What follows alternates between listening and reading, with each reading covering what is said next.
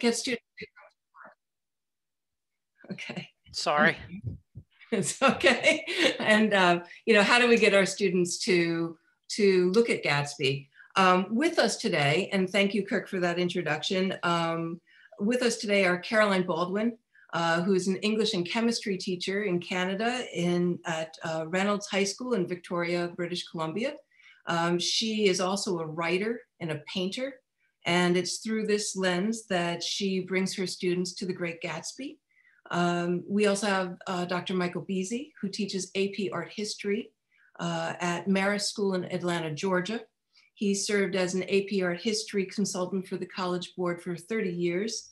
He received his BFA at Arizona State University, his master's from the University of Washington, and his PhD from Georgia State University. Among his publications are 2 works on Booker T. Washington's role in the history of African-American photography. And so welcome to you. Also with us is Alexandra J. Howes. She's a high school teacher, English teacher, theater teacher from Minneapolis, Minnesota. She also has a piece that I encourage everyone to read in the latest issue of the F. Scott Fitzgerald Review entitled To Be Young, Gifted, and Black. And she is looking at the Great Gatsby, and it says, making the Great Gatsby relevant to Black, Indigenous, and students of color. She comes to us, she's taught in Japan and returned to the United States to receive her master's in education. Her current research focus is on anti-racist teaching and racial equality in the high school classroom. Her writing has been published in Louisiana Literature, Exiled in Geeksville, Minnesota Connected, and the most recent issue of the F. Scott Fitzgerald Review. Also with us is Ruth Terry Walden, Esquire. She's an English teacher from West Hill High School here in Stamford, Connecticut. I'm a local. She serves on the steering committee for the Anti-Racist Teaching and Learning Collective, which brings together students, youth organizers, teachers, and teacher educators to build our shared capacity to transform K through 12 public education in Connecticut. She's also traveled to West Africa, South Korea, Great Britain, France, engaging in educational outreach to achieve global equity and gender equality in all classrooms. She is also an educational activist herself, an avid performer, dancer, as a member of Mojazz Dance Group. She also works, and she hasn't said this, I don't know too much, with students locally in the Avon Theater Film Festival and the Lincoln Center Education Project in New York City.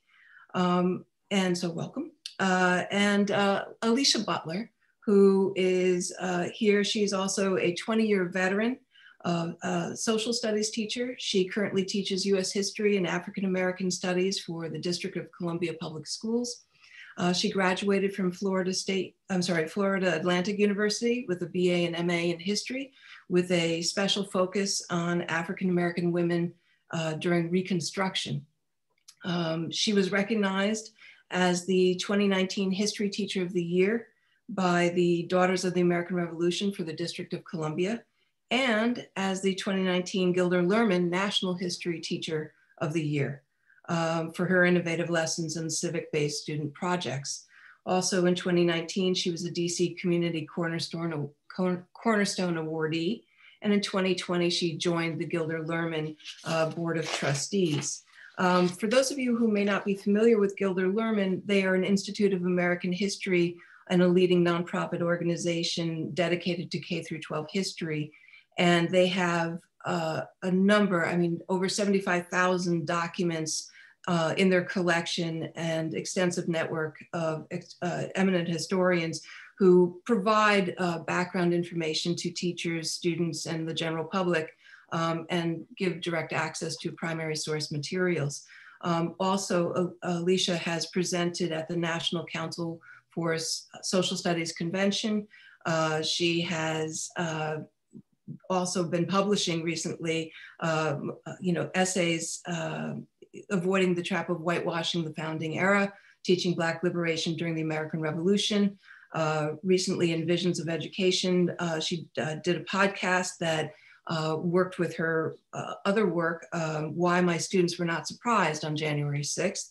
And she has a forthcoming publication giving honor and teaching history in life and death, teaching history and civic duty with the historical preservation of Black cemeteries, soon to be released with the Institute for Museum and Library Services and the American Alliance of Museums. So I hope that everyone understands that we're a panel that is coming to you with a cross-curricular approach to this novel and Fitzgerald's works, as well as others. And I think we should just get right into it. So Alicia, I'd like to hand it over to you. I know that you've prepared a bunch of slides to give a historical context to The Great Gatsby. And I'll pass it on to you. Absolutely. Good afternoon, everyone. Hopefully you can hear me and hopefully you can see my screen. So I'm just going to go ahead and jump right into it. I wanted to first thank Julie for inviting me to be on such a prestigious panel. And I just have to reiterate that I am not an English or literature teacher like so many of the other esteemed people on our panel. I am a history teacher, and I would like to kind of approach today's topic from a history teacher's perspective. I'd like to first begin by setting the scene, the historical scene, and just reminding all of us what's going on in New York and the United States as a whole when The Great Gatsby was written and during the setting of the book. We are just coming out of the end of the Great War, World War I, where 116,000 people had died, about 320,000 sick were wounded, and you have to understand this was kind of monumental for Americans at that time because the earlier war that we had been in was the Spanish-American War, and we really only lost about 379 people. So the death toll in World War I, even though it wasn't high as future wars that we're going to be in, for people in the 1920s, it shook them a little bit. In addition to that, we're coming out of the end of a pandemic, the influenza pandemic, where we lost about 675,000 people. And I really wanted to start off with this to let you all know that the 1920s is a period where people are happy to be alive. They're happy to have survived this, and they're happy to have come home. And that really kind of helps us to understand a lot of our characters and their choices throughout the book. New York, specifically the 1920s, 6 million residents. It's the center of manufacturing, commerce, and culture. You got the New York City subway that's available in 1904. You have this emergence of skyscrapers that are really kind of testifying of the ambition of Americans during this time period. And that's actually a picture of Times Square in 1920. You have a booming economy and this rise of millionaires. You have people like Rockefeller and Carnegie, and you have Henry Ford and Vanderbilt with their factories. This is made possible by, coming out of the second industrialization. We have cheap natural resources at our fingertips. We have a government that practices free enterprise that, really doesn't kind of get involved with businesses, very little government regulation. And that's a picture of Rockefeller and his son there and his very opulent, beautiful home at the bottom in New York City. And this would not have been possible without the immigration that we have in the 1920s. We have this influx of what's known as the new immigrants because they're coming from Eastern and Southern Europe. They're coming to the United States because there's rumors and of this being a land of gold. A lot of people are coming from countries that are experiencing overpopulation, religious discrimination. We know that specifically with Jews that are fleeing a lot of the programs that are happening in Eastern Europe. And New York City and Ellis Island is this gateway, this entry into what they're hoping is going to be the American dream. But at the same time, we also have this monumentous internal migration known as the Great Migration. And that happens from 1916 to 1970. 6 million Blacks are fleeing the South, and they're moving to the North, they're moving to the West. It is the largest internal migration that this country has ever witnessed. And then on top of that, it is one of the richest periods, I feel, in American art and humanities. Harlem becomes the hub. Lenox Avenue subway line and provides easy access to Harlem. You got falling house prices. This is attracting potential Black home buyers. And Black artists are creating, not just in Harlem, pretty much all over the country, but they're creating art that's reflecting their experiences. It's challenging a lot of the stereotypes of Black culture. It's this explosion in art, literature, and music. You got the birth of jazz, my favorite personally. Born in New Orleans, off of the soul of, I like to call enslaved Blacks. They're incorporating their music, Native American, beats. They're using some European instruments. It's, this improvisation, this form of music that we've never really seen before. I love it, and I always stress it with my students. It's so important because it is really the first kind of homegrown music that we have to be born here in the United States. And it doesn't just stay here; it spreads all over the world, and it later becomes the grandparents of like R&B and hip hop in many ways. And then you also have women's rights. You have our flappers during this time period that are, demanding, more control over their and expressing their sexual freedom. Margaret Sanger's there, advocating, and leading that birth control movement. Alice Paul pushing for all equal rights for amendment for women. The divorce rates are increasing. New laws are kind of, granting women the right to vote. And we also, are celebrating that 19th Amendment, which does secure the right to vote for women.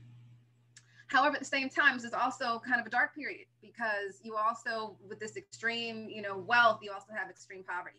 You've got New York City, which is just, dominated by tenement homes, which a lot of our immigrants and people that are working in these factories are living. We're experiencing poverty, crowded cities, rat and disease infested dwellings. And you also have an explosion in crime, which is coming off the heels of the fact that alcohol is illegal. And you have bootleggers and you have rum runners. I have to confess, my great grandfather was one of these rum runners that, a Black immigrant, particularly in the area of Miami when he first came here, that was the only job that he can get. This does lead to, just an increase in crime in a lot of our urban cities. You also have, with the new influx of your quote unquote new immigrants, you also have a rise in nativism. It's kind of like this response to that. And we see that with the Sacco and Vanzetti trial. And, both of these men were sentenced to death without really getting a fair trial simply because of, their background. You also have, the popularity of eugenics. It was, at least in America, a movement led by Charles Davenport, and a set of beliefs and practices that aimed at improving the genetic quality of the human population. And they really feared that immigration threatened the purity of the master white race. And in some cases, they even advocated sterilization. These are things that you can, see throughout on some level in Great Gatsby. This leads to limits on immigration. You have the Emergency Quota Act, which is really affecting European immigrants. And then you have the outright ban of Chinese immigrants coming to this country with the Chinese Exclusion Act. The Klan rises in the North, right? Klan membership definitely increases in places that a lot of our students wouldn't think outside of the South. And they're anti-foreign, anti-Catholic, anti-Black, anti-Jewish, anti-pacifist, anti-communist, anti-bootlegger, anti-gambling, anti-birth control. This really is, in many ways, a response to the Great Migration. So that leads us to Gatsby, and I'd like to just talk about this real quickly. Now, Gatsby is attractive in our classroom, and it's really a jewel for so many different reasons. And, some of the primary reasons that it's definitely very accessible.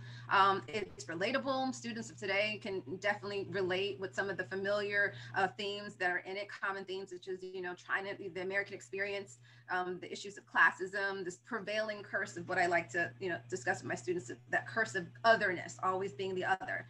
It's set in 22, and in some districts around the country right now, it's also used as a sole literary text to describe the American experience in the 1920s.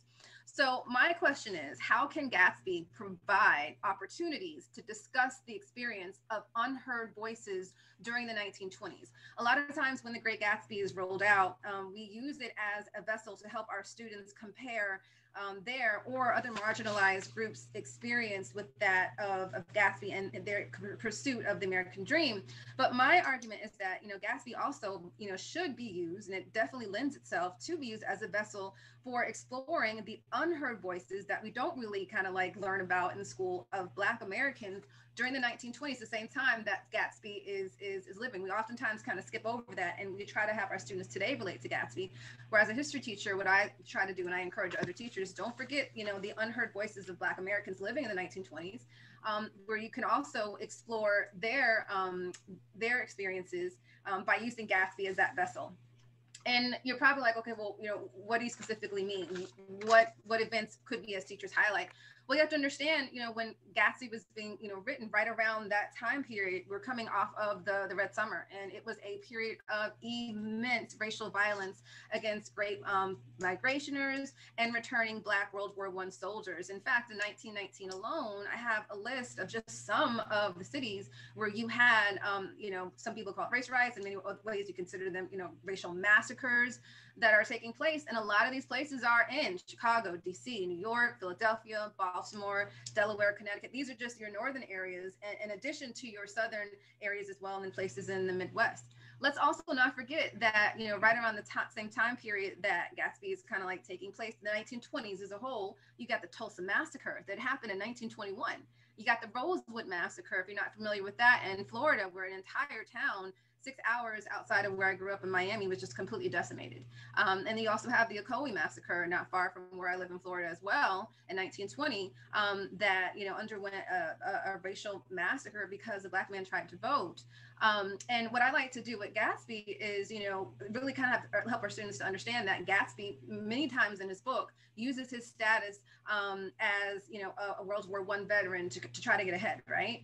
And I think that it would really behoove us to introduce the discussion to our students that, you know, Black men that were returning home from the war were threatened with lynching for walking down the streets in major cities of the United States in their uniform during the 1920s, the same time that Gatsby is able to use his World War I status as, you know, towards his advantage. So I always ask my teachers, and I'd love for us to really just, you know, kind of think about, are we as teachers using Gatsby like we should to also explore the sense of otherness that Black soldiers were made to feel in the 1920s, or their inability to access the American dream. And this picture right here is actually a photograph, a real life photograph of the state militia facing off with a Black veteran during the 1919 Chicago race riot. And a lot of you are like, okay, well, that took place, you know, in other northern cities, not necessarily New York. Why would I bring that into discussion of Great Gatsby? Well, we did have a race riot that broke out in Syracuse in 1919.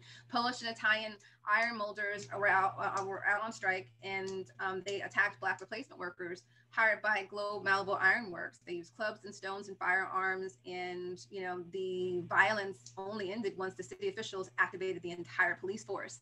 Once again, here's a great opportunity in our classrooms while we're, you know, talking about Gatsby to also use that as, you know, a gateway to incorporate the discussion of, you know, the sense of otherness that Black laborers in major urban areas felt, you know, right around the time period that the Great Gatsby is taking place. Even the issue of, you know, home ownership. We love talking about in the book the fact that, you know, here we have Gatsby, and he, you know, purchases this home, this really opulent home.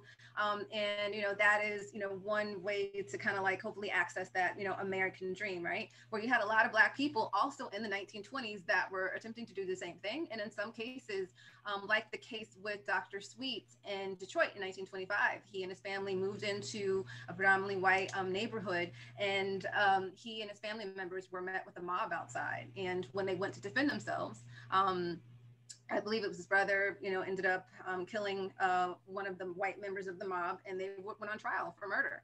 And the very famous Clarence Darrow of the 1920s defended him. And I love this quote. He basically said, if I thought any of you had an opinion, he was speaking this in the court of law, about the guilt of my clients, I wouldn't worry, because that might be changed. What I'm worried about is prejudice.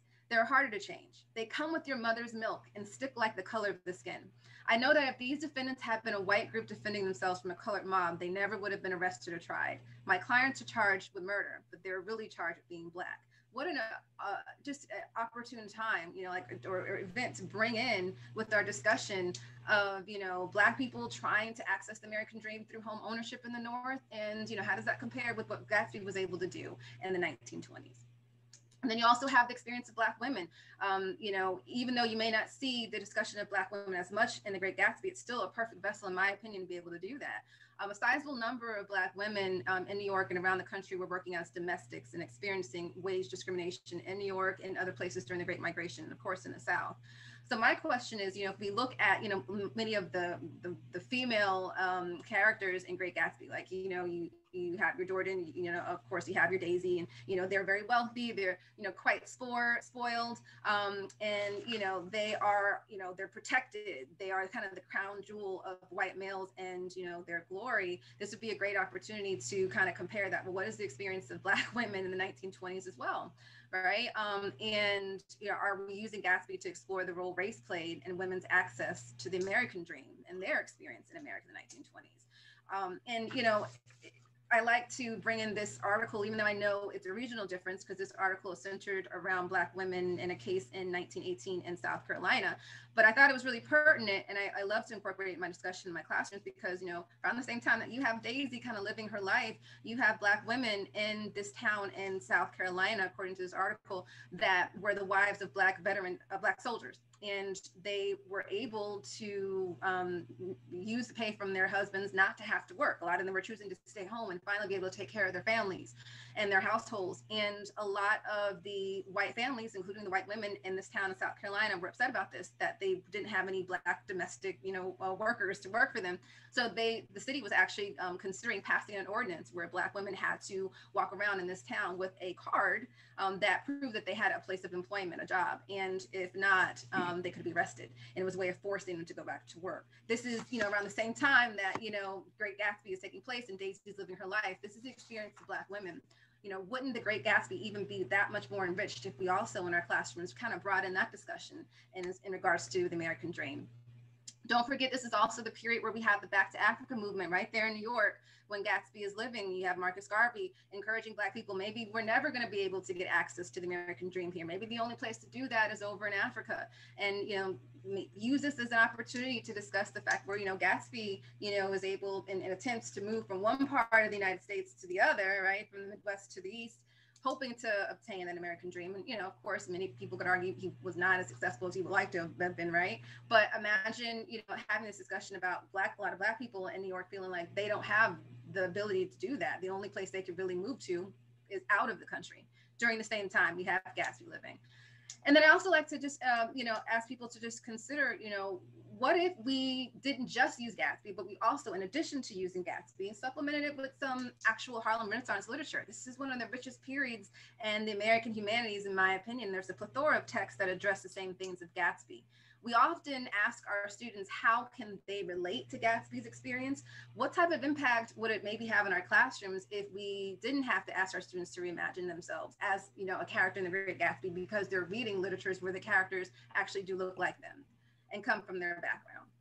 So in closing, I know a lot of people would say, look, I'm not a history teacher, aren't we already doing this? But a 2020 CBS study reviewed when they were taking a look at state standards around the country, 7 states don't even mention slavery. 8 states don't mention the civil rights movement in their state standards. Only 2 states mention white supremacy. Only 5 states require Black history to actually be taught in school. And then a 2016 survey that I like to use that was conducted by the Smithsonian National Museum of African American History and Culture estimated that under 10% of total class time is even devoted to teaching African American history.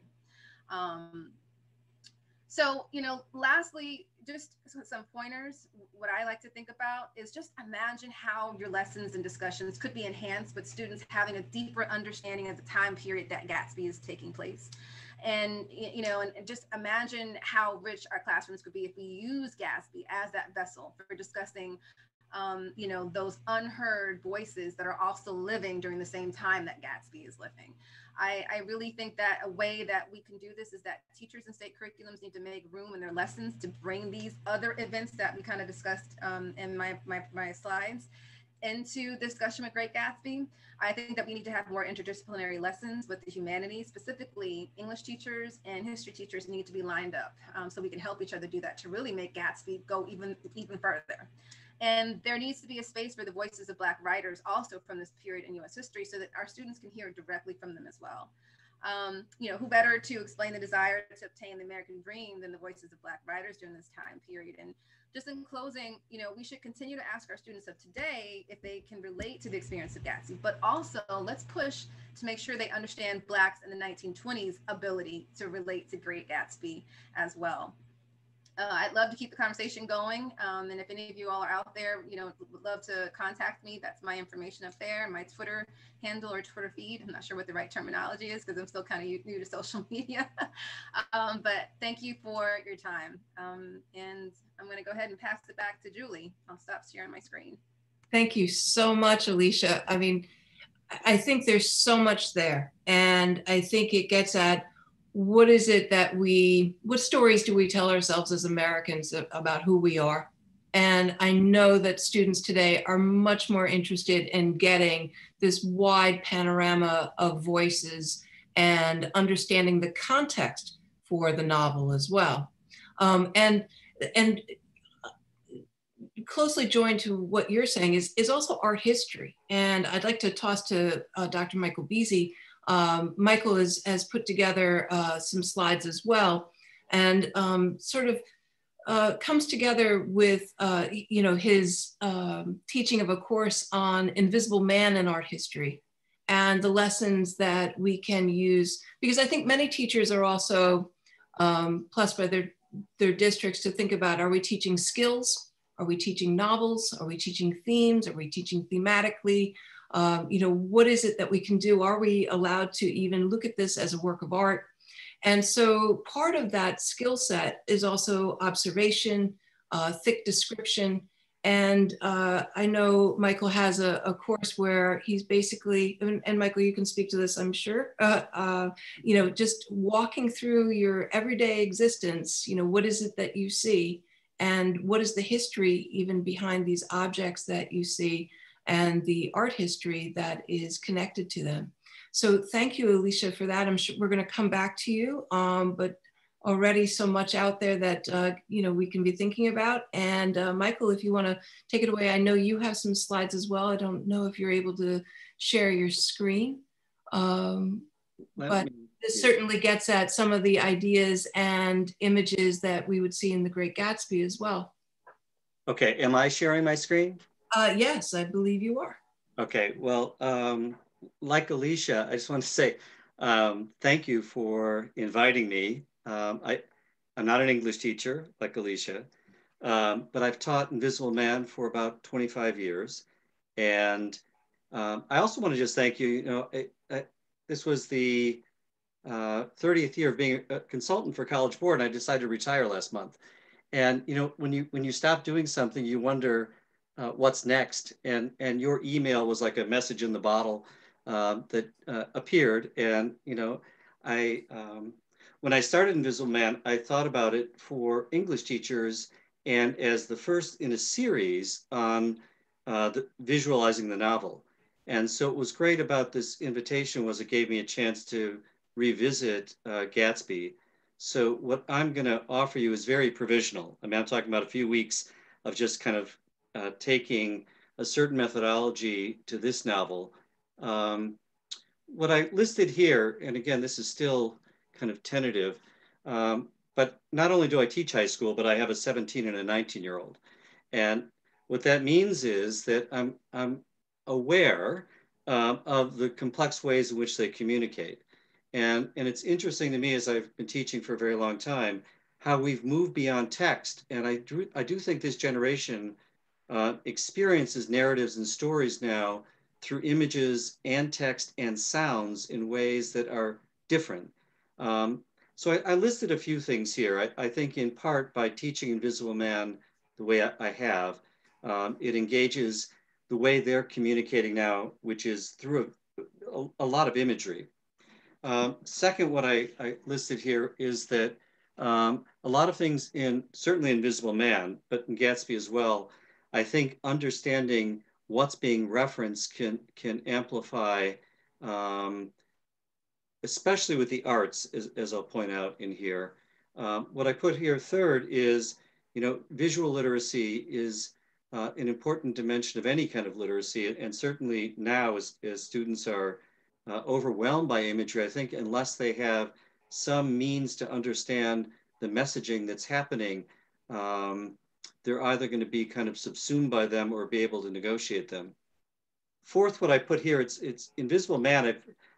With a few other teachers from my school, we've been going to Harlem for a lot of years now, and we walked the novel.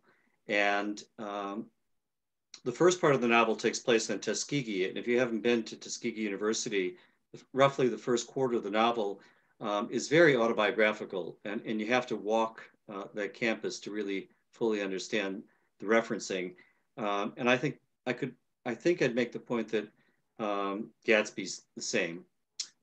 Finally, I think by investigating the visual dimensions of it, the class and cast and levels of taste become really clear. This novel is very much about class. So what I thought I'd do is just show you a few things.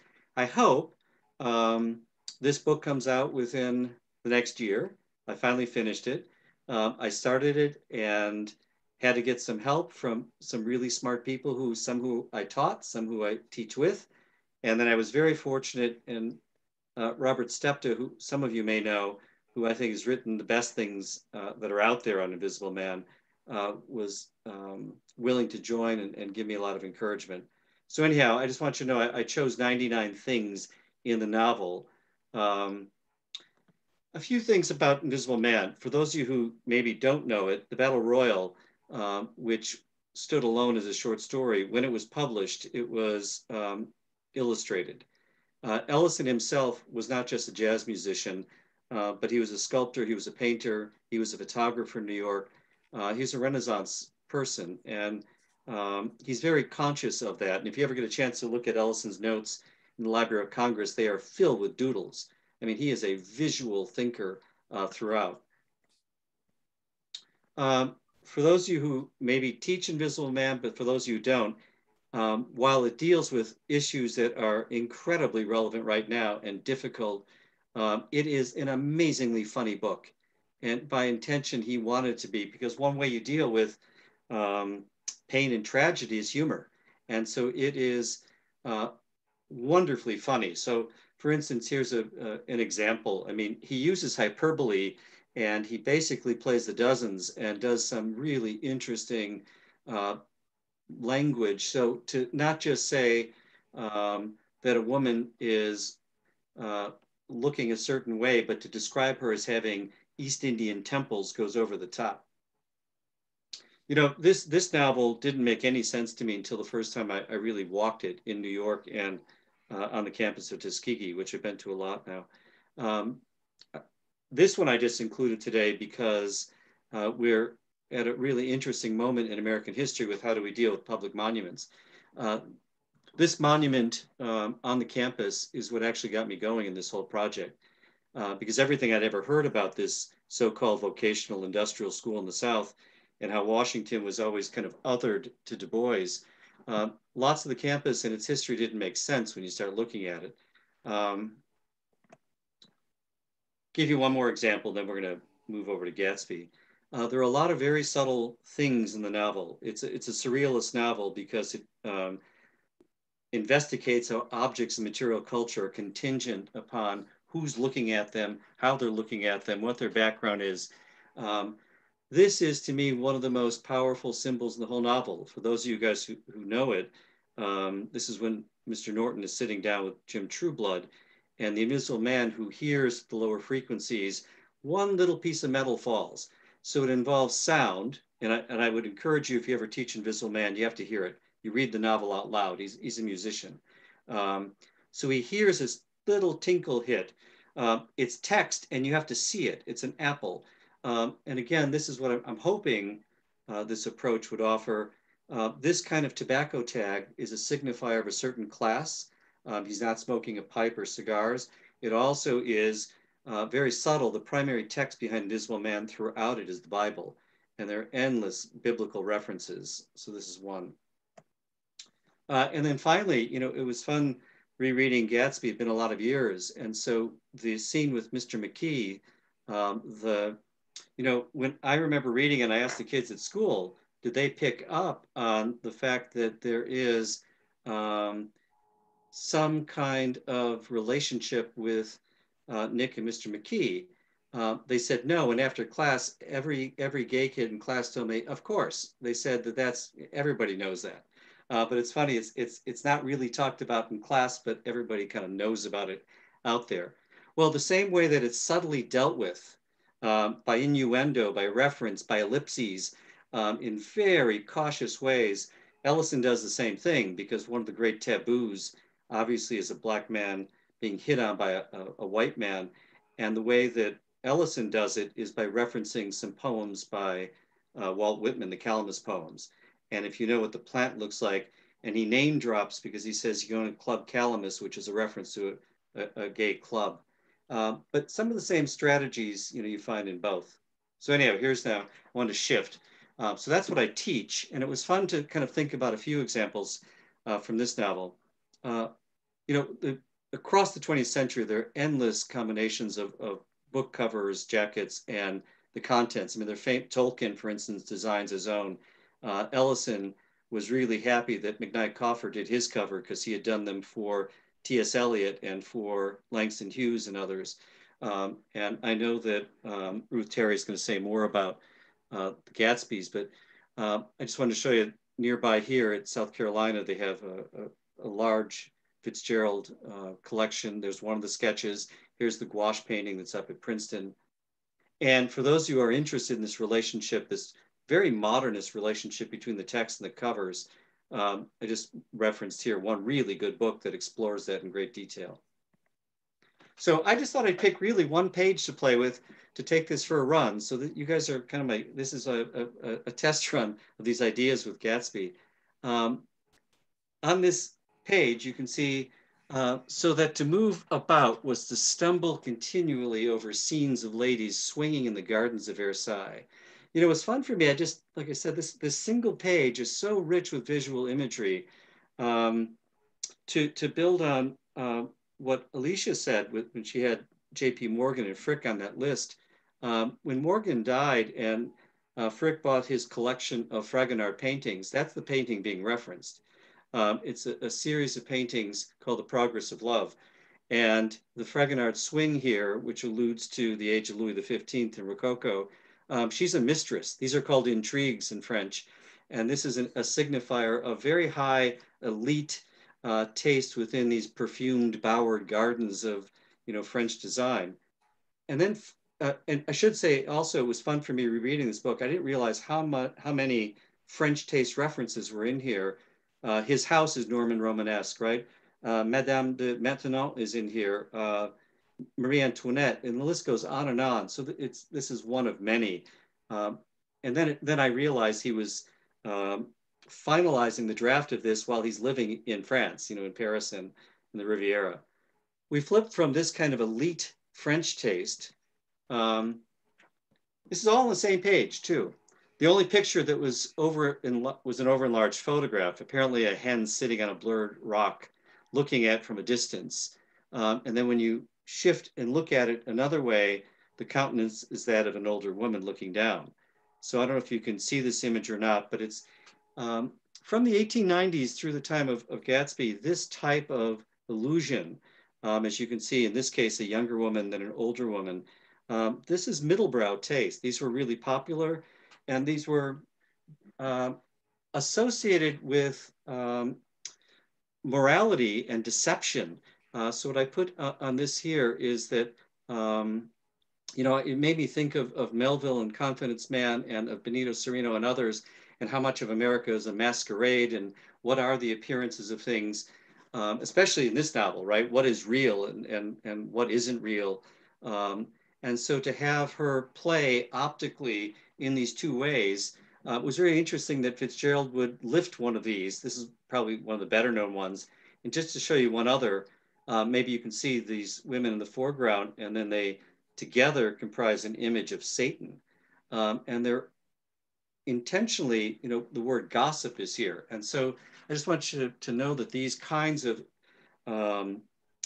optical illusion images were part of a kind of widespread questioning of deception, and in this case, the word gossip, which then links to the next one. So he, you know, Fitzgerald calls he calls it town tattle, but in fact it's town topics. And he riffs on this in some really interesting ways. It too is about gossip, high social gossip. But he also even takes, maybe you can see here the word saunterings. He lifts that word later on in the novel when Daisy and Gatsby are walking, they're sauntering together.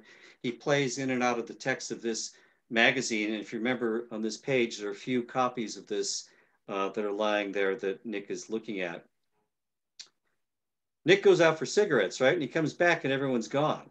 And then he looks on the table and he looks at a book.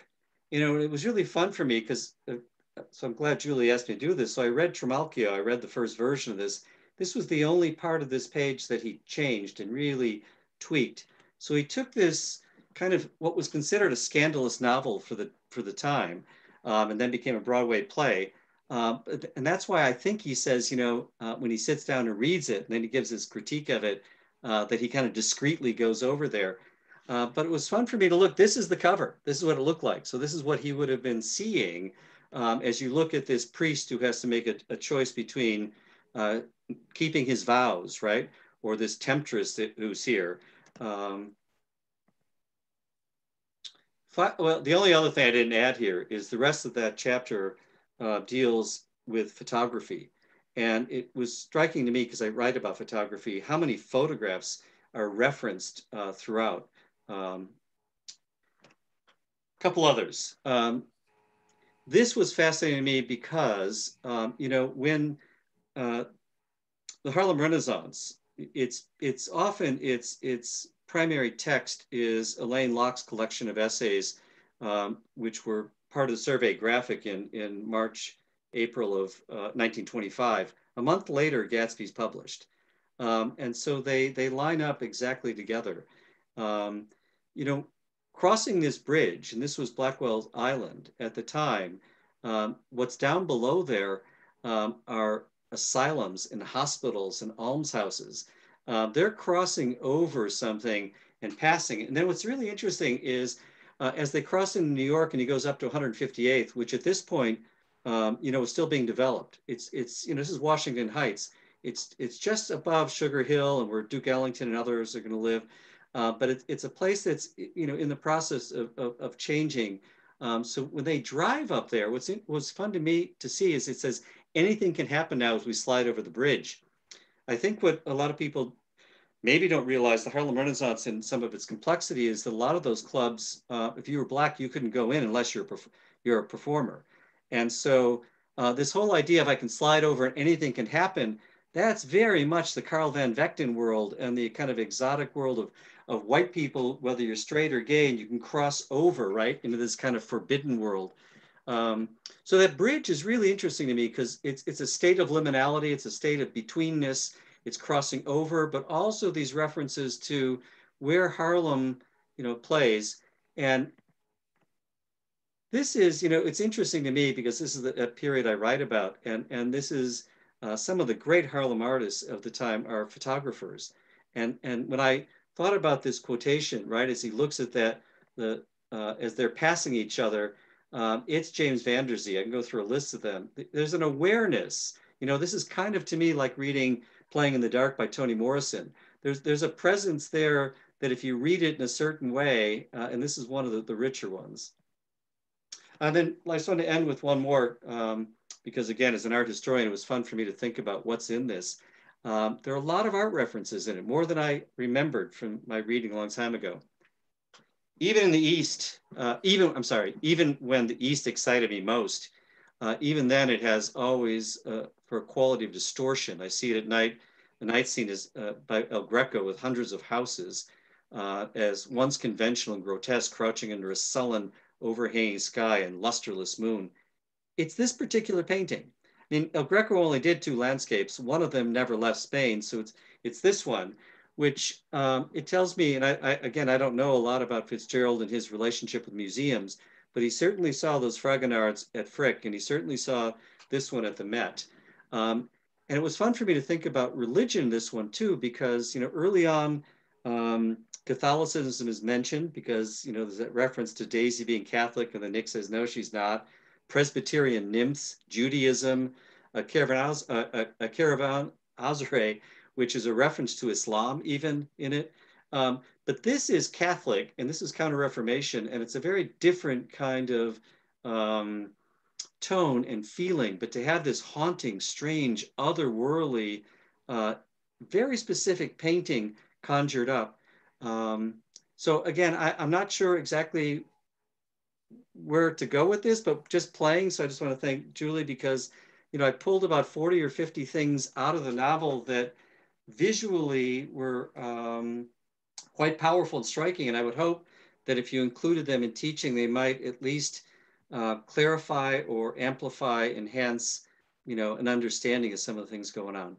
All right, thanks. Thank you so much, Michael. I mean, there are so many things that you've brought up here, especially about the photography. I think many teachers, whether we're teaching English, history, art history, even theater, just cross-curricularly looking at photographs of the time, looking at paintings, of the time? What else do they help us? How do they inform the situation? What else gives us context for the novel? And as you said, not only can you walk this novel, The Great Gatsby, in New York, and you know, he layered it so well. People will say, well, there are influences from, you know, Long Island, of course. There's an argument about Westport, Connecticut, and where Fitzgerald had lived and honeymoon. That Longshore Country Club, you know, was in the background, and that was an influence for Gatsby's house. And I know for myself, in terms of writing about the Midwest, you can walk the novel from, you know, from Gatsby as a young man through, you know, from the Dakotas, Minnesota, Duluth. There were more millionaires in Duluth at the turn of the century. And I'm talking about 1906, when Gatsby would be, or James Gatz at that time, would be walking to Little Girl Bay, where he transforms when he sees Dan Cody and becomes James Gatsby, or Jay Gatsby. So that whole piece was very influential to me, because you can find in the local history all sorts of influences there as well. And in not only in terms of the painting and the folklore, but also the local history and the geography. And you bring up Cugat, and I know we have some questions in the chat already about Cugat, and if we can go also to Ruth Terry Walden, I know she wants to speak to that directly as a window onto the work that she brings her students to. And maybe at the end, we can come back to those questions. So Ruth Terry, if I can toss it over to you, please. You know, I'm going to be blissfully brief, because I'm talking about Great Gatsby with the F. Scott Fitzgerald Society, so I don't need to really pontificate about this book. I'm sure that all of you all know this book chapter and verse. A couple of things I just want to share. Francis Cugat's covers, which you guys are all familiar with, I'm sure. You know, he's 24 years old. He's unknown. He's an immigrant, so that's an aspect of teaching. You know, the thematic importance of the book. Fitzgerald is, as you know, he's looking at the sketches that Cugat is sending him. And there are 8 altogether, and you know, they talk about, you know, they mention Daisy's eyes, Dr. Eckelbo's eyes. There's the Valley of Ashes. There is, you know, the final cover, which, you know, becomes this iconic cover, the most famous cover of any book ever published, in which all of the iconic representations of the book, you can see them there, the yellow convertible, which goes back to, you know, juxtaposing his Midwestern sensibilities and values with, you know, the cutthroat, you know, materialism of New York City. And so in looking at Gatsby, you know, there are so many things that strike me as a teacher who teaches it from a literary perspective. Gatsby for me as a teacher is Fitzgerald's Macbeth. If you can stay with me there for a moment. Lady Macbeth and Daisy are cut from the same cloth, which is why it's so difficult to get a handle on Daisy. We don't know what motivates her, just like we don't know what motivates Lady Macbeth. In other words, what motivates her materialism. She comes from old money, so money is something that she's used to. So why can't she sacrifice what she's used to for true love, if the affections that she has for Jay Gatsby or Jay Gatz are really true love? So we look at reality versus dreams. Who is Daisy? Is she a reality or is she a dream? And can you relive the past? Gatsby comes back to New York after the war trying to relive the past that he can never relive. And he doesn't want to face the future from a realistic point of view. He's still in dreams, which is why we see this blinking green light at the end of the dock. I'm not telling you anything you don't already know. And we see that in contemporary pop culture now. We see this in this whole notion of making America great again. What does that mean? And these are some of those thematic things that we want to take a look at. What does it mean to relive the past? Can we really relive a past America? Does that even exist? And do we want to? You know, I'm looking in the chat here where people are talking about all of the things that have been in our past from a political, social, and societal point of view. Dr. Butler brings up the fact that we had Red Summer and we had the Tulsa Massacre. Is that part of making America great for us? Is that one of the things that we want to relive in terms of reliving the past? The way we treated African Americans, particularly veterans coming home from wars. And if you take a look at, how we treated Black veterans, we not only saw that in the 20s, but we also saw it in the 40s, and we saw it in the 60s. And as a result of that, we had uprisings and rebellions. If you take a look at those uprisings and rebellions, you'll notice that at the root of that is disrespect of Black servicemen returning home, and them, standing up for themselves and their community, and the fact that they have served their country, and they're coming home to celebrate the fact that they have made it back alive. We take a look at contemporary pop culture, and we take a look at Making America Great, and we take a look at some of the characters. Tom Buchanan, as you all well know, is a racist. Not only is he a racist, he's a sexist and he's a hypocrite. Does that sound familiar? Maybe taking a look at the last president that we had, perhaps. Or take a look at the way Fitzgerald portrays women. Jordan Baker is a world-class golfer, but she cheats. Myrtle wishes for what she can't have, and again, she cheats. Daisy lives by her own set of rules, and she cheats. What does that say about the role of women? Not only that, Tom Buchanan is abusive to women, not only to his wife, but to his mistress. And so we take a look at all of the themes that are going on in this, and we compare that to what's going on with Macbeth and the way Shakespeare portrays Lady Macbeth. There isn't a positive attribute to her, just like there isn't a positive female figure in the novel. I'm not telling you anything you don't already know. We take a look at the quality of wealth. Dr. Butler brings up the fact that the robber barons made all of their money, so they become old money. But is it clean money? And how do we value money, new money versus old money? Is the old money any cleaner than the bootlegger's money, the new money that Jay Gatsby makes? And how does Tom Buchanan determine that Gatsby and people like him are not worthy to come into his home? And we see that now, with anti-Asian sentiments, anti-immigrant sentiments. And so when we take a look at all of the parallels that are going on in contemporary geopolitical culture, and in our contemporary pop culture, there are parallels that we can draw, as well as looking at traditional literary texts, such as Macbeth and Shakespeare.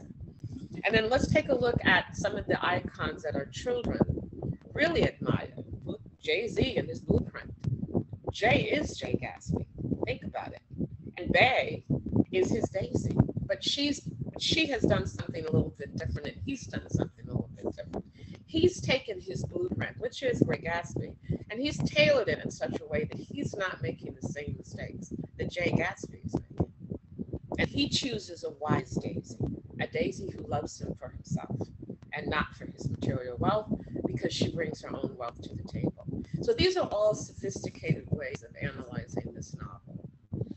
And so when I take a look at teaching this text, I take a look at contemporary pop culture. I take a look at current events, what's going on geopolitically. I take a look at traditional texts and how can I draw parallels there.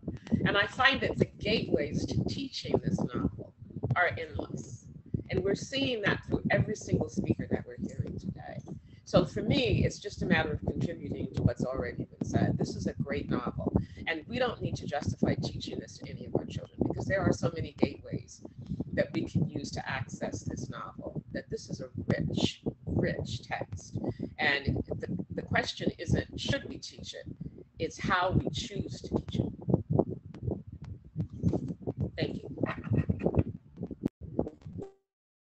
Thank you, Ruth Terry.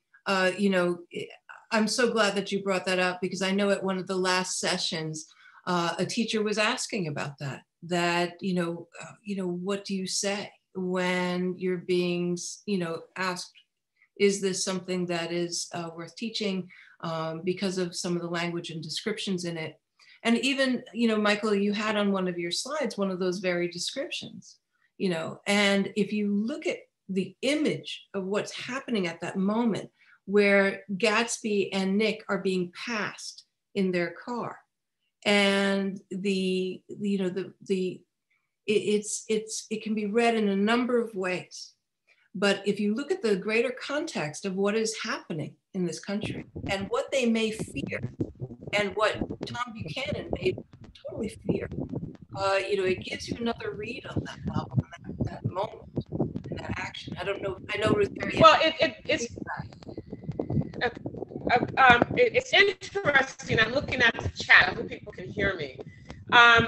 There's people are commenting about the fact, in other words, there's a very minimized Black presence, and it seems to be stylized. But notice at the end, when Myrtle is hit by the convertible, it's a Black couple that is speaking to the police and speaks truth to power, and they're not afraid to do so. And so that shouldn't be lost on anyone reading the novel, that this is an ordinary Black couple, and they actually speak the truth. They actually give an accurate account of what has transpired. And I don't think Fitzgerald did that accidentally. I think he did it on purpose.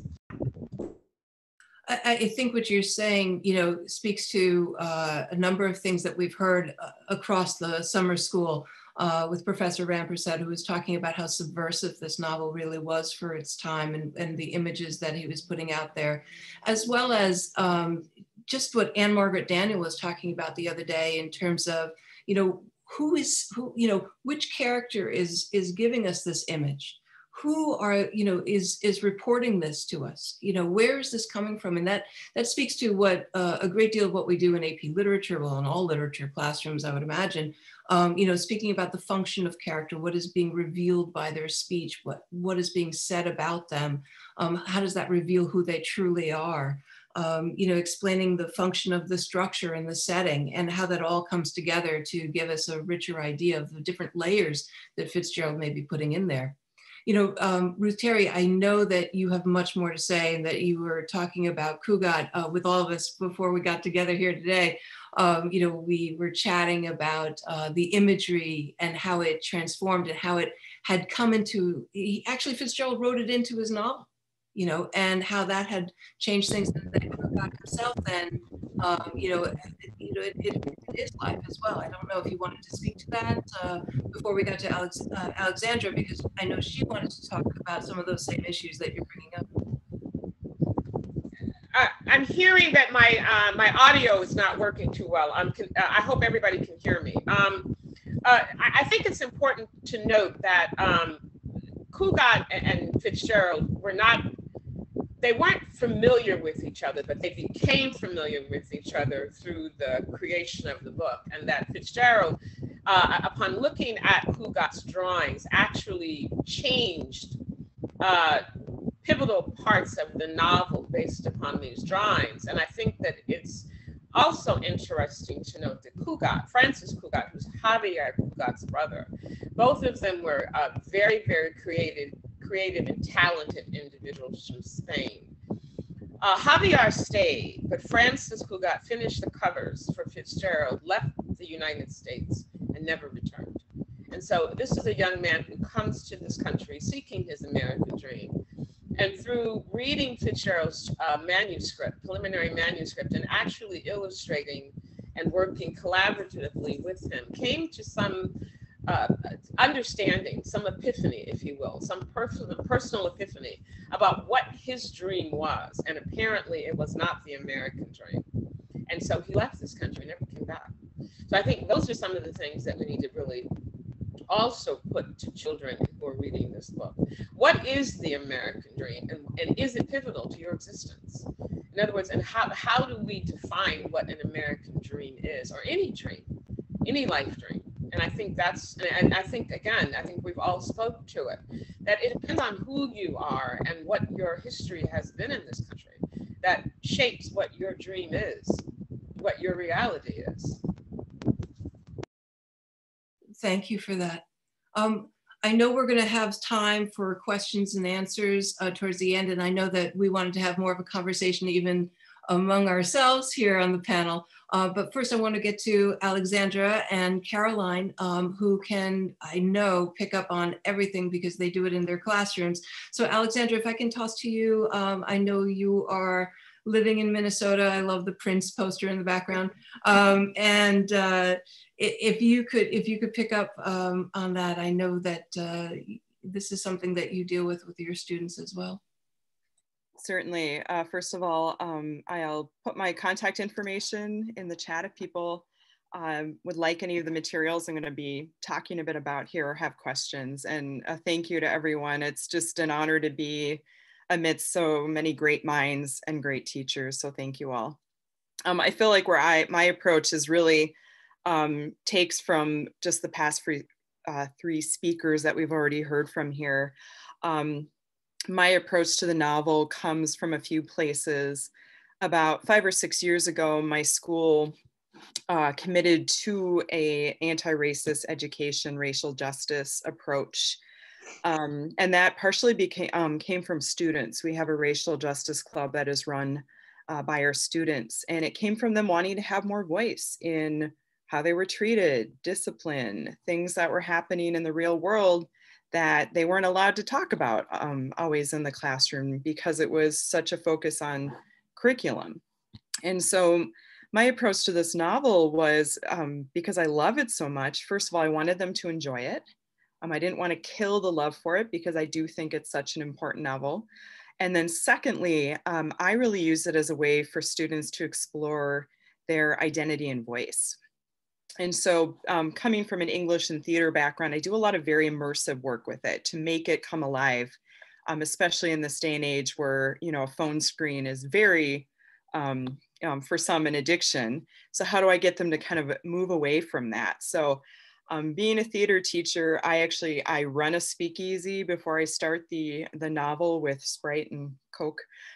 So we have non-alcoholic drinks, but I try to immerse them in what was the history. And, you know, we're in St. Paul, so I can actually show them and we can actually walk around. Here's where Fitzgerald was born. He went to St. Paul Academy, which the students all know is a very elite school. And so we already have sort of context here where they're like, oh, that statue in downtown St. Paul, that's Fitzgerald, right? And they'll take pictures with him for me, you know? So there's a really interesting way for us to connect, even though my students come from very different racial class backgrounds and come from the east side of St. Paul, which is different than where Fitzgerald spent most of his time in the Cathedral Hill area. And so I do a lot of immersive dress up to kind of, I guess, kind of sell them on the novel. Like, this is going to be fun, but also interesting. We're going to get into the big discussion of the American dream. And I saw someone mention this in the chat. I'm a big, I think years ago, I was in a different place as a teacher where I'm like, no, it's about the novel. But I really do believe in the use of media because that's, as I think Michael mentioned, you know, the Spielberg, you know, film and media is really the way that we're communicating with each other these days. So I'm a big fan of the Baz Luhrmann film. I've seen them all. I've played various different ones for my students. And I don't think it's just because this one's more modern, but I think it's we had a mention of Jay-Z, who is the executive producer. And that connection of modern day hip hop all the way back to jazz. And there's already a way that my students who come from a background where they're listening to more hip hop than they are 1920s jazz, that already they're like, oh, okay, I have a connection here. I get this. Okay, I like this. Where are we going with this? And so that really brings me to this discussion really around identity and voice and discussion. And I'm a big fan of Chimamanda Ngozi Adichie and her TED Talk she gave on the danger of a single story. Because here we have Nick sort of giving his single story. And what I always find ironic is that Nick is very much a Minnesotan, okay? He's probably from St. Paul. And yet my students kind of overlook Nick and they really gravitate to Gatsby and his story. And I think a lot of that has to do with, which we've already heard some folks talk about, that idea of being the outsider, being other. and where I have numerous students and students of color who often have asked me, is Gatsby a Black man? And I'm like, well, what makes you say that? And they're like, and they totally get it. They're like, well, he's got to do this side thing. He's trying to make the money and no one's still going to let him in. And that really opens the way, I think, for students to talk about that aspect of identity and how they're seen. And of course, the American dream, because as we all know, that means very different things for everyone in this country, especially in recent years. And it kind of makes me think of the Hamilton lyric, like who lives, who dies, who tells your story? And in this case, Nick gets to tell Gatsby's story. So how do we sort of pick that apart? And then what I like to do is have give an opportunity for my students then to tell their stories, whether it's related to how class has affected their lives or their race or ethnicity, or even being in St. Paul, the different neighborhoods they've grown up in. So even just the smaller regional aspect. And especially with the current events that have happened in the Twin Cities here in Minneapolis and St. Paul after the murder of George Floyd, there's been a big reckoning for many, and I would say not probably more so for my white students than my students of color. And I think there's a connection there, actually, what Alicia was talking about with all these previous protests or things that happened in the past, and the protests that we experienced not only here in the cities, but I know happened worldwide with relations. So I just see so many parallels and opportunities to not only talk about a text that is almost 100 years old, but how it still resonates with the history we're seeing and making today. And so I guess for me, it's how do I make this text interesting and relevant so that my students come away with also some understanding, I think, of themselves and the world around them. So I'm really concerned about their being able to think critically and to have a voice to talk about, especially what we've experienced and seen, not only on a local level, but on a larger level with presidential election, the insurrection on January 6th, et cetera.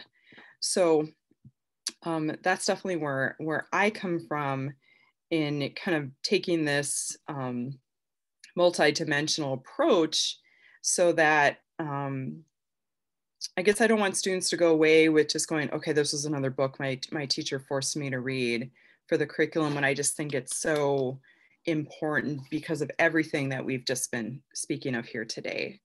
So thank you.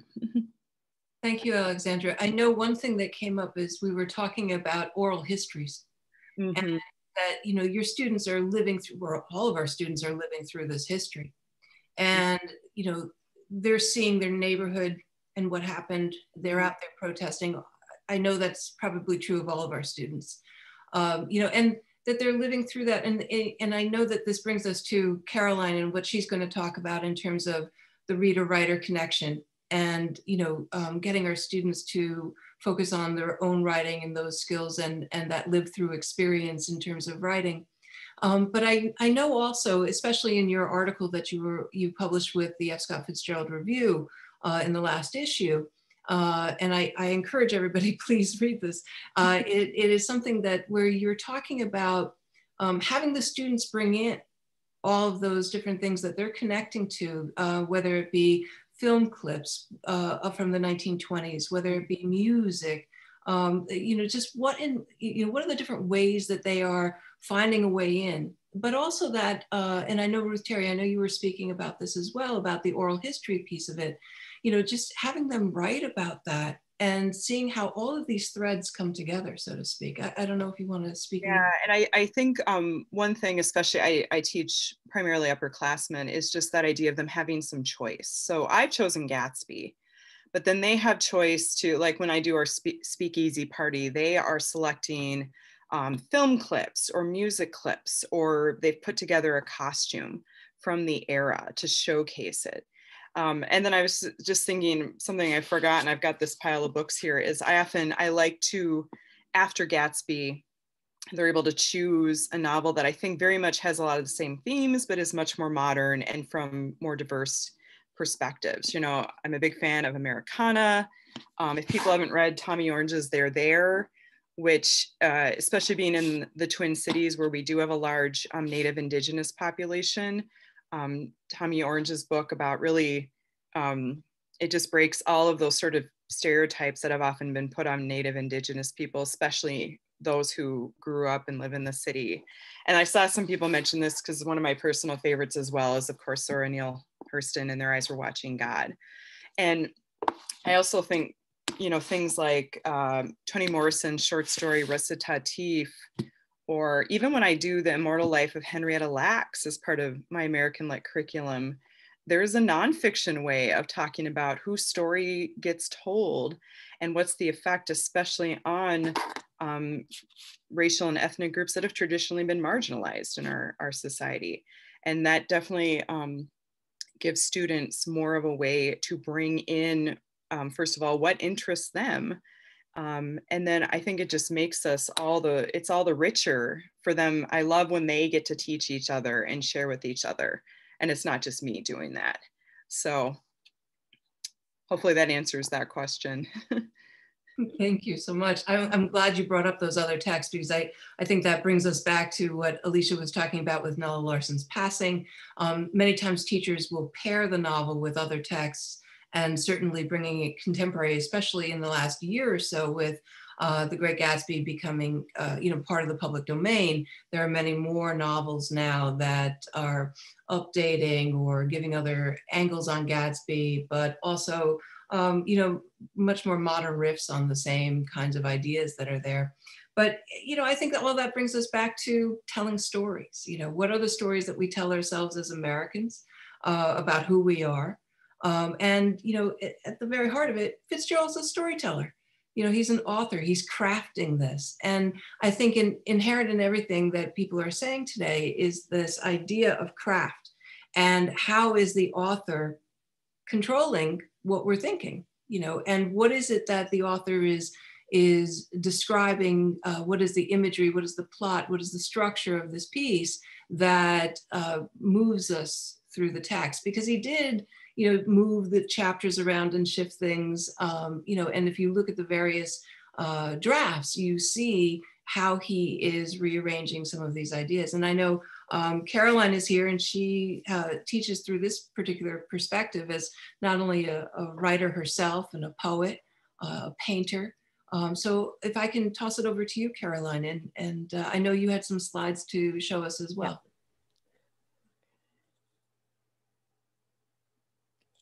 Just sharing my screen here. There we go. Sorry, you guys are all so seamless about this. Get it up there. All right. First of all, I just wanted to say thank you so much. I feel like really lucky to have been a part of this panel, because I just want to show you like my page here. I'm like just filling it with stuff and so many amazing ideas. Alicia, I got to go back through your slides a few times, because holy mackerel, my brain was just kind of like really opening up with like the possibilities that I think can just enhance what I do. So thank you very much to everyone. I'm really excited to go back and start reworking again some of the stuff that I'm doing. So I'm just going to sort of run through a few of the things that I do practically in the classroom. And I come at it, I come at sort of all of the literature that I work with from the point of view of thinking of the students as readers, writers, and storytellers. So I kind of always frame it that way. And I call them writers, I call them readers, and that's the language I use. So just to give a little bit of a context, because of course, and I know that I would think in all literature classrooms, there's lots of other things that are going on as well. So I think it's just sort of important to see a couple of the other things that are going on in the classroom at the same time that I would be doing read aloud of The Great Gatsby. And so students always have a choice about their reading, and they select their literature and they read daily. and they can choose whatever they want to read. And that's one really nice, easy way to differentiate the reading in the classroom.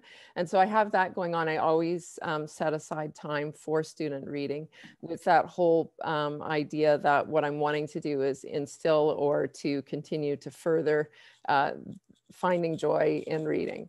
And to keep them accountable for that, I do interviews. So I interview probably, it depends on the day, but maybe anywhere between 2 and 4 students a day. And I just sit down with them during that reading time. So you either be reading on your own, or you be having a conversation with me, telling me about what you're reading, or maybe we're working on reading strategies, or maybe we're working on story elements. It depends. It's really student driven, that part of it, but it keeps them accountable for reading. And they track the reading that they do, so that they can see at the end of the year the successes that they've had. And I also always make sure that they know that if they choose something that doesn't work for them, they can put it aside. I used to not do that, but I have really now come to realize that there's so much more reading that you could do, more beyond your whole lifetime, that we probably shouldn't spend our time reading stuff that we're not making our way through very well. And so I encourage them to choose another piece if that one's not working for you. So they have a lot of student choice around the reading that they're doing, at the same time that I'm choosing The Great Gatsby for them. And they also do daily writing, and that writing is also, I provide a prompt because I want writers to have that opportunity if they need it, but they also can work on their own writing if they're some students are just like, they're raring to go, and they've got stuff that they're working on, and so they can continue to build. You know, I've had students before who are working on a novel or a collection of poetry or that kind of thing, and if they want to keep doing it, they can, but I also will provide prompts. So the writers and the readers every day. And I think that's the important frame that we come to The Great Gatsby through. And then I do little mini lessons around writer's craft and reading strategies. I spend a fair bit of focus on moving from topics to themes, and how a writer does that, and how does a reader see that. So it's kind of hitting both of those sides, and then using the novel as an opportunity for discourse, and that discourse is based in what is mattering to the students at the time. And really, this is a strategy that you could use with any piece of literature. So I don't think I've done something sort of unique here necessarily to The Great Gatsby, but it was interesting when Alicia's slides were up. I was like, oh, I felt relieved, actually, because I saw some of the similar things around, like, why would you choose Gatsby? Well, it is really accessible, and it can be differentiated because it's an easy story to follow, really, but it's also a really complex story. So it's satisfying to a lot of readers that way. Fitzgerald is a master writer. And you'll see on my slides coming up, I've thrown some examples on. And when I was doing that, I thought, should I be methodical about this? And then I just decided, you know what, how about just an experiment? I'll just open the book and pick a page. And honestly, I never had to go to another page for an example, because you can open that book on any page and find an example of something worth talking about. So it's so rich. It really is an easy novel to work with that way. You never have to fumble through pages. I think it gives an opportunity to explore form really nicely. There's his language is so poetic.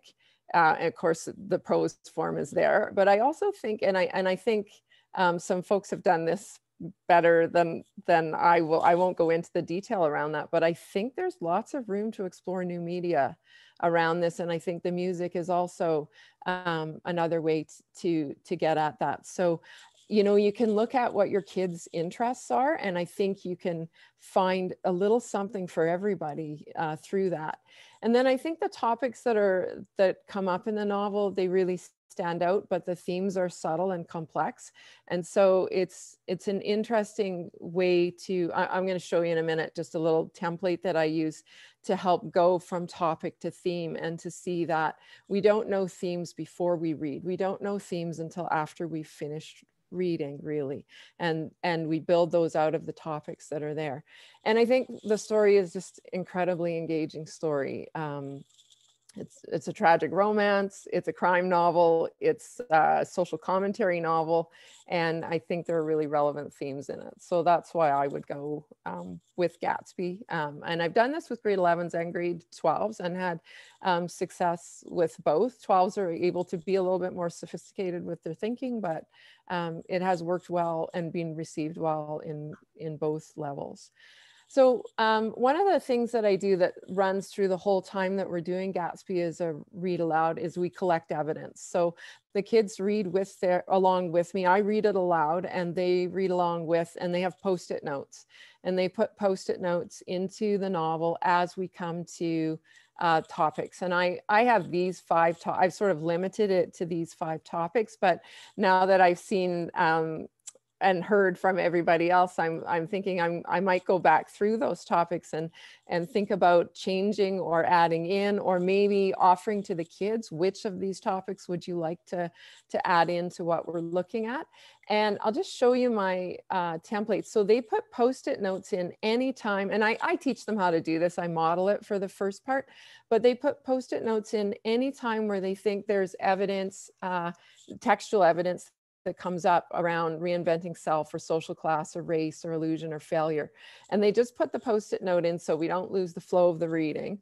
And then what we do is we collect, I give them time then, and they collect the textual evidence in a template like this. So the quote goes over here, and then over on this side, while it's fresh in their mind, they put down their own thinking about, in this case, I asked them to, what do you think the writer is saying about this topic?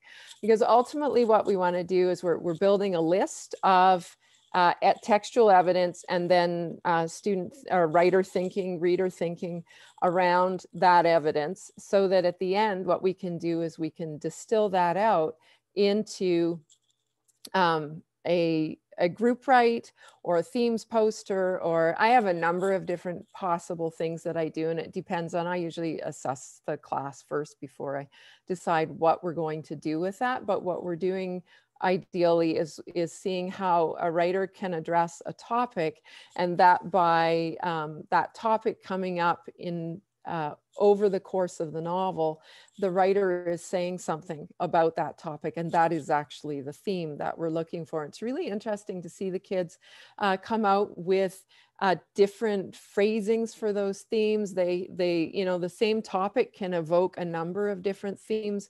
We can then talk about how a writer may not even have intended that particular theme, but it comes through in the story that's told, and so on. So that's us as readers. And then there's usually some kind of product that comes out of that. And I find myself varying that up depending on, what I've seen somebody else doing, or what the kids seem to be interested in, or what they would like to do. They might have choice around it, and so on. Something else that we do is I have and it depends on the classroom. I'm moving to a new school in September, so I'm not exactly sure what it's going to look like, but ideally if I've got a bulletin board part that I can dedicate to this, we would be noticing also interesting structural things about building a novel. So how do you get a novel from beginning to end? Is it how do you tell a tale in a linear way or in a non-linear way? There's so many structural things to consider when you're writing a novel. And so we can use this as a place to collect the things that we notice. So we notice Fitzgerald he has to make a choice about the narrator. And how do you make that choice as a writer? Well, probably as a writer, you maybe want to write from one point of view, and then you want to try some of your writing again from another point of view.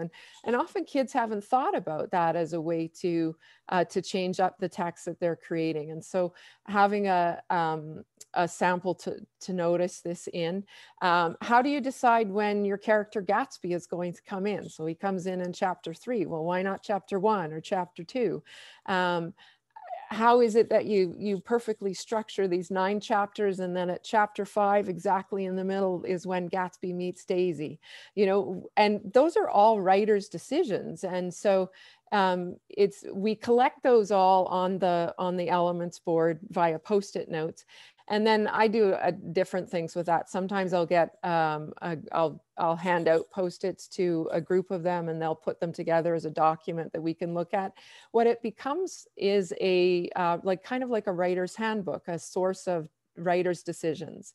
And so when they're doing their own writing, which they do daily, I will guide them to that writer's handbook or set of writers' decisions.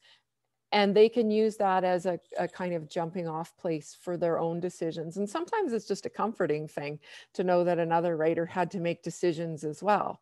And so, so that builds kind of a really nice resource for them. And I've just thrown a couple up on there of the notable sort of elements that we might look at, but we're doing it from the perspective of we're writers and we notice that we have to make decisions. What kinds of decisions would Fitzgerald have been making as he's doing his writing? And then I use that same, I actually just have it all as one template. So they have the little packet that they actually keep it in the classroom the whole time because they don't take the novel home with them. That's just an in-class thing that we are reading together. So we also take a look at literary devices from the perspective of the writer and why you would choose to put those there. And this is another reason why Fitzgerald is such a fabulous choice, because he is such a master with the literary devices, and even just with his imagery. And I was thinking the other day, just that whole setup where when Gatsby meets Daisy and it's raining and then the sun comes out, it was probably the cheesiest writer's motif you could have. And yet when you read him doing it, that never, at least it never crosses my mind, is that this is such a cheesy thing. And so really I think that's a testament to what an amazing writer he is. And so, so we collect the literary devices again on this template, just a little bit farther down. And so they use their Post-it notes to do this as well. So every time we come across a literary device, which I mean, I leave that to them because they don't catch every single one. Otherwise I would run out of Post-it notes. But I will sort of teach them how to notice this, but then I want them to also think about what is this device actually doing for the writing and the reader's experience. So we name this is a way to learn literary devices. So we name the device, we write the evidence, and then we put down this thinking. And then they have this again, it's a source for their own writing. So they can go back and they can see, well, Fitzgerald did this. I'd like to have more of this in my own writing. How does he do it? And what does it do for my experience as a reader when that happens? So they're kind of building a resource for themselves. And along those lines, I also do, a number of mini lessons, and I'll just show you a couple here. This one is one, actually, I've done this one independent of teaching the novel, just with, I taught middle school this year, which was a whole different experience. But I actually wanted to test Fitzgerald out and test his writing out, because I thought if 12 and 13-year-olds can sketch the pictures from this imagery, then he's really pretty good. And it was this one that I especially loved, the little Montenegro. He lifted up the words and nodded at them with his smile. The pictures that my 12 and 13-year-olds drew out of that comment were really, really delightful. And so I think you could do this independent of actually reading the novel. You could just use, and again, I randomly chose around the book. And I think you could probably turn to any page to ask kids to create an image out of the words. And then I think that opens up wonderful discussion, because they can share their images and they can talk about the images that came through. How is it that that writer was able to evoke such a strong image? And, I love this one where the lawn runs and it jumps and it drifts. And so we can talk about the choice of strong verbs and all of those kinds of things. And you can do that with the novel, or you can do it independent of the novel. So so that's a really fun little mini lesson to do. Also tied into form. This is another one that I've done with the kids that has been really successful with them. And I just get them, I would assign, I ask them to limit themselves to a page. So I open this up, I pick this, I think I have, I don't know if I put the pages on there, but it's just like a page and a half. It's in the, when they're at the plaza. And I teach them how to write a pantoum out of that. But the beauty of it is that you feel really accomplished at the end of doing this, because you get a beautiful piece of poetry out of it, because Fitzgerald's words are so awesome. But you feel like you have done something because you've followed the form of the pantoum, which, you know, is fairly complex, I think, for the kids to put together. The other thing, and the reason why I focus in on the pantoum, is that I think Fitzgerald is amazing with setting. And I think that was just confirmed for me when I'm hearing Walk the Novel.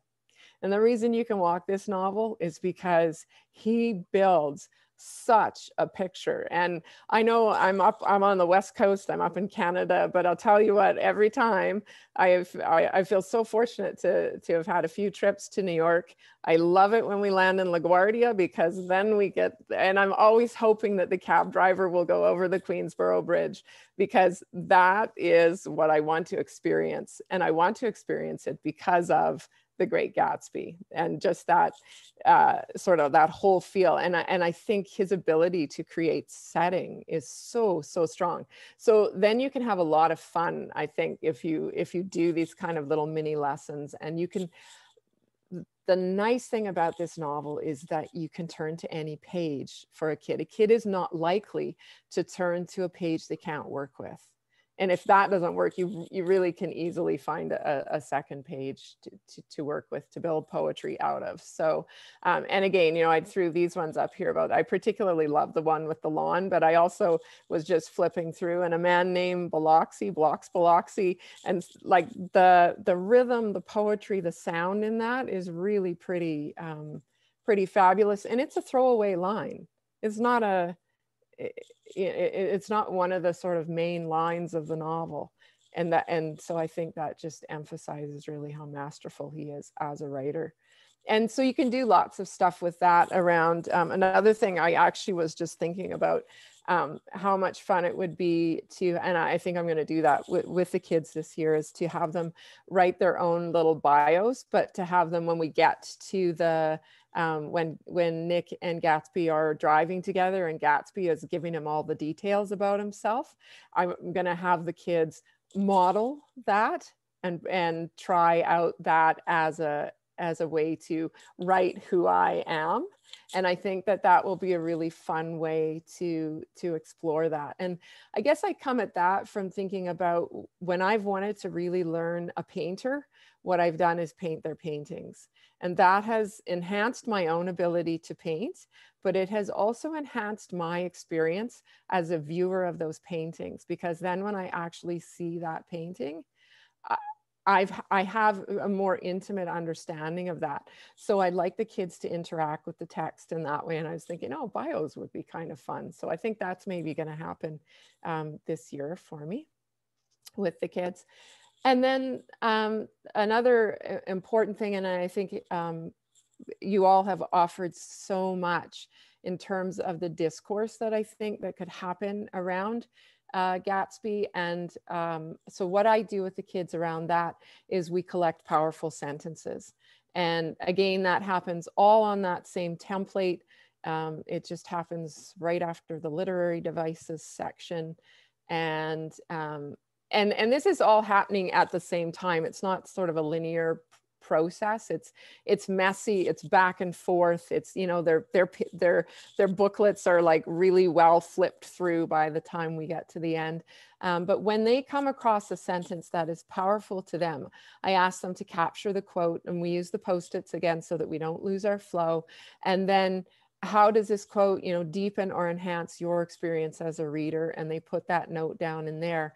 That then becomes a source of discussion and conversation that we can have about the novel. So they are building their own way to talk about the novel. And that's where I think the contemporary and our present day, the history that we're living right now, can come in. And I think it opens up that possibility for students to have choice about what resonates for them.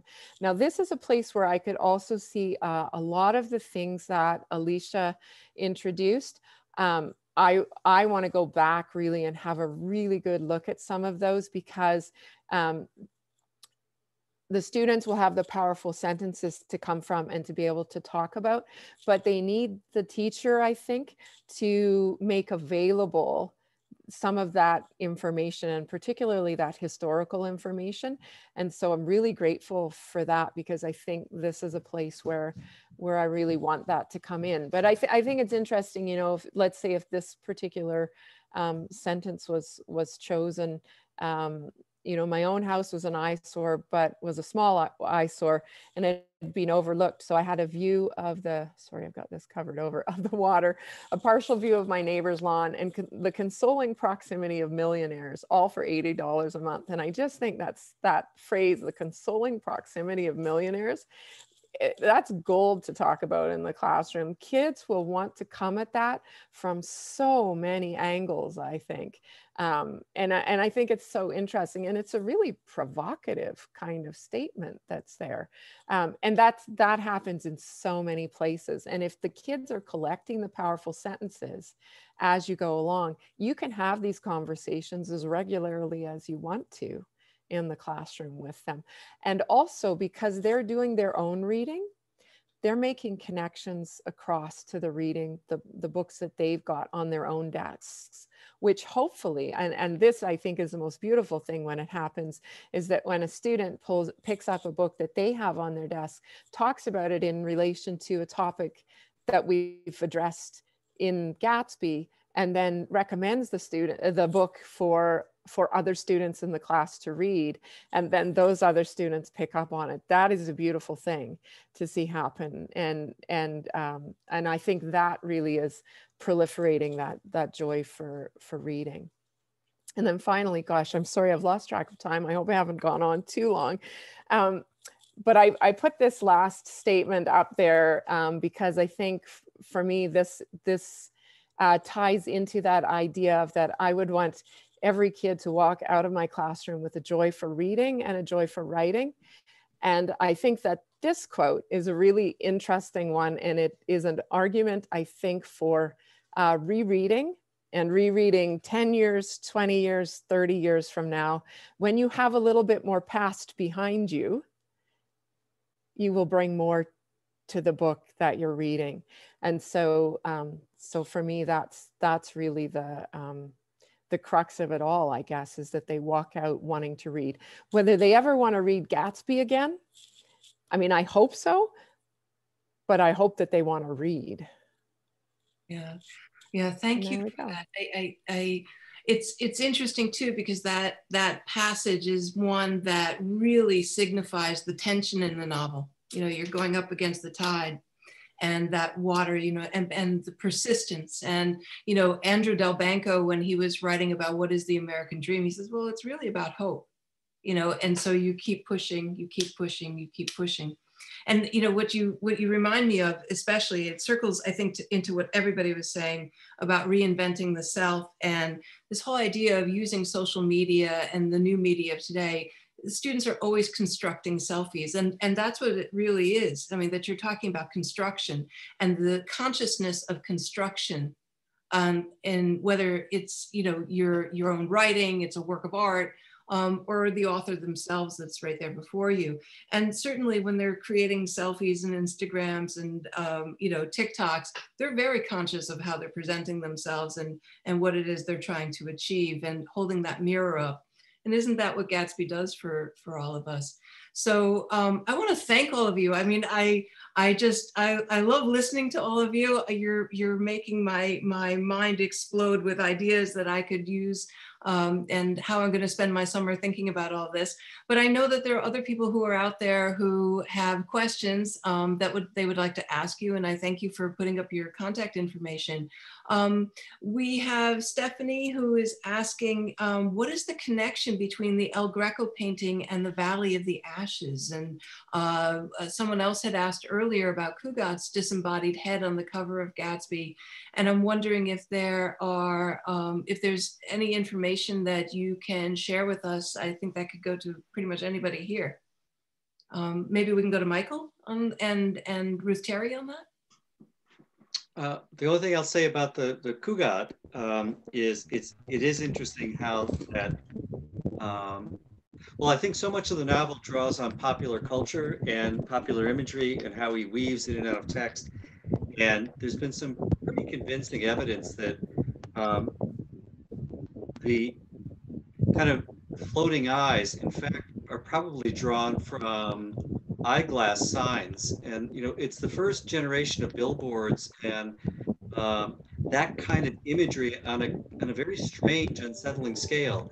And so as much as the drawing he uses, the gouache painting, in the text, I think he's actually responding as well to Moscot in New York and some of those companies that had these enormous, almost surrealist eyes. So I think, you know, that's a great question. I haven't thought about the El Greco, why he drops it at the end, and if you could link it to the other kind of haunting imagery as well, but they certainly they resonate in the same way. That's a great question. I don't know the answer. I'll have to think about it. If you take a close, can you hear me? Can you hear me? Yes. Okay. If you take a close look at the eyes, you see Daisy is in each one of them, and she has a different physical pose. I think she's reclining in one of his eyes, and she's shaped a different way. So Daisy is in those eyes on the cover. But the cover itself is, again, Cugat questioning what we perceive to be the American dream, which is materialism. And, you know, Dr. Butler talks about this in terms of the robber barons and acquiring wealth and then harnessing that wealth, monopolizing that wealth, and then what do we do with that wealth? In other words, and we see that now with the Bezos and the Bill Gates. Okay, so now that you have all of this wealth, what do you do with it? In other words, and you see, as these lives are unraveling, the Bezos and the Bill Gates are not who we thought they were. That they have all the cankers and sores of anyone else who's human. The mistresses, the lying, the deceit, et cetera, that we see the Tom Buchanan's having and the robber barons having of that period as well. So again, in terms of assessing, again, this whole notion of reinventing ourselves, to what end? Why aren't we satisfied with who we are? In other words, why do we have to create an illusion, a dream of who we want to be, and why can't we be satisfied with who we are? And we're seeing that now, and we see our young people wrestle with it. In other words, they don't want to be who they are. They want to create, again, through social media, they want to reinvent themselves into someone else, because that's what the American dream says they're supposed to do. And that's what Gatsby does to his fatal downfall, and we see this. And so these are some of the real questions that this book gets our young people and us as adults to really examine. In other words, why aren't we satisfied with who we are and what we have? Why is it that we always seem to want more? And to what end? So maybe that's what that cover is saying. Yeah, it's really interesting too that James Gatz becomes Jay Gatsby when he is a teenager, and he goes off with Dan Cody and he's sailing around. And he doesn't really understand what that mechanism is that keeps him from inheriting all the money and, so forth and so on. I see Kirk, you're with us. And I don't know if you see any other questions that are coming up in the chat. Well, I just wanted to jump in and say to Alexandra and Caroline and Michael and Alicia and Ruth Terry, you you have really made me want to be a better teacher. I mean, I just sort of sit here in a bit of awe, quite frankly, at the creativity and the fun connections and the passion to get literature across to young people and understand whether it's visual or musical or whatever artistic form, the way to do it. And I want to say to Julie, thank you so much for putting together such a phenomenal panel. I think I share with everybody. I'll just tell you, my phone's been blowing up with emails telling me how great this conversation has been. And I just wanted to say thank you very much. This conversation is great. Thank you very much. I want to thank everybody who's here. I mean, I know you've all been teaching all year long, and I was so happy that you were so willing and so generous with your time and sharing what you do in your classrooms. Well, it's been an honor to be here. Thank you. Thank you. Thank you. Thank you. So, Kirk, I think we could keep on going. I know that, I don't know if there are any other questions. I know that there is another panel that is going to be speaking about teaching Gatsby internationally. Right. That folks may want to go to as well. And to keep the conversation going. Sure.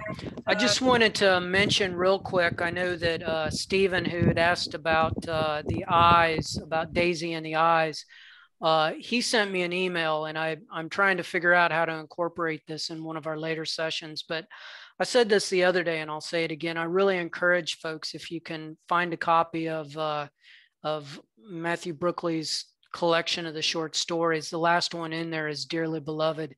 And it was the one time that Fitzgerald ever wrote in the voice of a African-American. And Stephen asked me if we could have a conversation about that particular work at some time. So I want to prepare folks who might be, I think I'm going to ask our folks that are doing the F. Scott Fitzgerald in His Time panel on July 7th, if they would wrap up with that maybe and give us a little bit on that. But if anybody has anything they would like to cover in the remaining sessions, please email me at the Fitzgerald Society Gmail. And just as a reminder, as Julie said, that the next panel about teaching internationally, where we can sort of expand this conversation about America and how that broadcasts across the world, will be Wednesday, June 30th at 1 p.m. Eastern. And just to answer Ruth Terry's question about why we're never satisfied with the self, if we were satisfied with who we are, capitalism would collapse. It'd be over. The economy would just fall apart. So, maybe Gatsby makes us better shoppers too. I don't know. Oh my gosh, absolutely. So, right. Well, thank you everybody for being here. This has been an absolute honor and a pleasure to be with all of you. I just feel like you're making me become a better teacher, and I really appreciate that, and it makes me want to revisit everything I do and to rethink it. And Kirk, again, thank you to you and to the Society for giving us this time and this platform to discuss The Great Gatsby. I wish we could expand onto his short stories as well, but that's maybe another panel. So, but I hope we've been helpful to everyone who's tuned in, and that you've enjoyed. Great. And thank you once again, Julie, for putting this together. We really appreciate it. And to all of our panelists, thank you again, Alexandra, Caroline, Michael, Alicia, and Ruth Terry. Such fabulous ideas. I will post this later tonight on our YouTube page.